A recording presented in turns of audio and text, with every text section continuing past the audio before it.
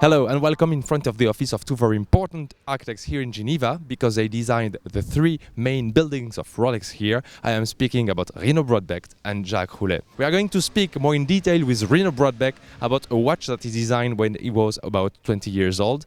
It's called the A-Star. It is made now with Vianney Alter and it is really a special cosmic watch. L'idée de cette montre, je l'avais quand j'étais encore à Bâle. J'avais 20 ans. Un ami m'a demandé de dessiner une montre. J'étais déjà très puriste. J'ai dit, je ne dessine pas une montre juste avec un décor, n'importe quoi. Alors j'ai réfléchi, qu'est-ce que c'est le temps qui passe? J'ai pensé à la relation entre l'homme et le cosmos. Et les planètes qui nous entourent et qui nous gèrent notre temps. Chaque jour, le soleil se lève, il se couche, il y a la lune qui se lève, il y a l'étoile du Berger qui passe. On est complètement dépendant de ce système.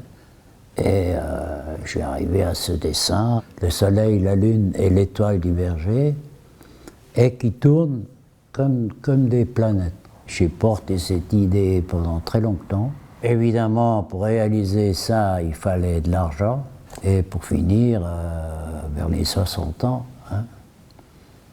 j'ai eu les moyens de faire un prototype. J'ai trouvé justement Vianney Alter qui était d'accord de réaliser ça. Il faut savoir que le disque bleu, c'est un disque en verre de saphir qui tourne.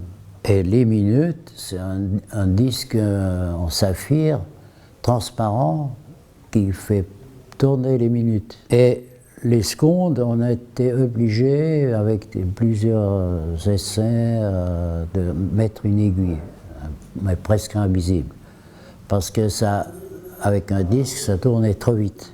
C'est minimaliste, mais c'est une expression fondamentale du système cosmique. Et chaque fois qu'on regarde, il y a une autre position, c'est une composition qui se fait automatiquement avec le temps qui passe. J'ai dessiné toute une série de variantes possibles qu'on peut faire. Mais pour l'instant, je garde l'élément le plus pur, le plus simple. Parce que je suis quand même aussi un peu, en tant qu'architecte, un esthète.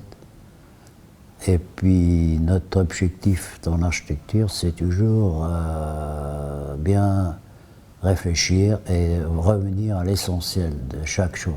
On nous a mandaté pour un énorme projet de reconstruction de tous les bâtiments de Rolex à Genève, parce qu'à l'époque, il y a 20 ans, ils avaient 19 sites de production partout.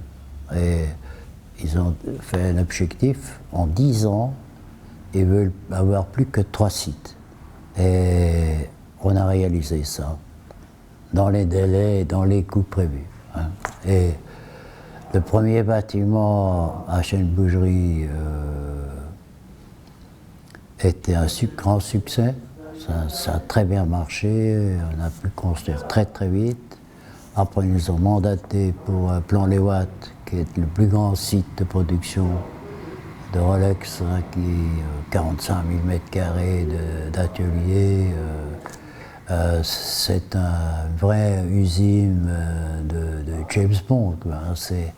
Il y a je ne sais pas combien d'étages en sous-sol, il y a des safes, des transports automatiques, il y a un restaurant de 750 places en toiture et des ateliers magnifiques où on nous a posé des questions, enfin des objectifs pour faire des ateliers où on peut mettre n'importe quel endroit, n'importe quelle machine. C'est parfait, ça fait des bâtiments très sobres et en même temps une certaine noblesse.